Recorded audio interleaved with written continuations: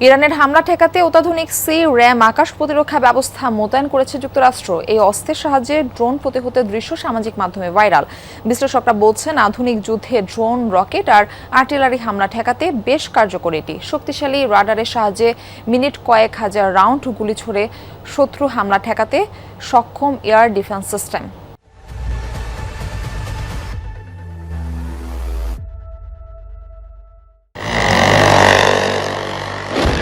রাতের আধার ভেদ করে ছুটছে বুলেটের ফোয়ারা। ইরাকের রাজধানী বাগদাদে অবস্থিত মার্কিন দূতাবাস ও গ্রিন জোনে ড্রোন হামলা ঠেকাতে অত্যাধুনিক এই সমরাস্ত্র ব্যবহার করে মার্কিন বাহিনী। যুক্তরাষ্ট্রের সমর ভাণ্ডারে থাকা অত্যাধুনিক এই আকাশ প্রতিরক্ষা ব্যবস্থার সংক্ষিপ্ত নাম সি-র্যাম। অল্প দূরত্ব থেকে ছোড়া রকেট, মর্টার বা ছোট আর্টিলারি শেলকে ধ্বংসের লক্ষ্যে সর্বপ্রথম মার্কিন নৌবাহিনীতে কমিশন হয় এই অস্ত্র। এরপর সেটির স্থল সংস্করণ সি-র্যাম তৈরি হয়।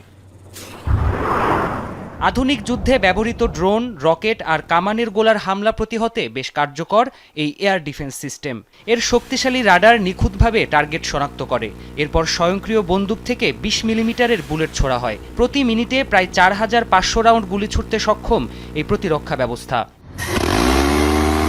তবে সবচেয়ে বড় সীমাবদ্ধতা, দূরপাল্লার ক্ষেপণাস্ত্র হামলা প্রতিহত করতে পারে না এই এয়ার ডিফেন্স সিস্টেম। এটির পাল্লা মাত্র 1 থেকে 2 কিলোমিটার। তবে ইন্টারসেপ্টর মিসাইলের পরিবর্তে বন্দুকের গুলি ব্যবহার হয়, এর পরিচালনা ব্যয় বেশ কম। ফলে স্বল্প মূল্যে ড্রোনের সিরিজ হামলা ঠেকাতে বেশ কার্যকর এই যুদ্ধাস্ত্র। পাশাপাশি হামলার মুহূর্তে সাইরেন বাজিয়ে আশপাশে সকলকে সতর্কও করে এই ব্যবস্থা।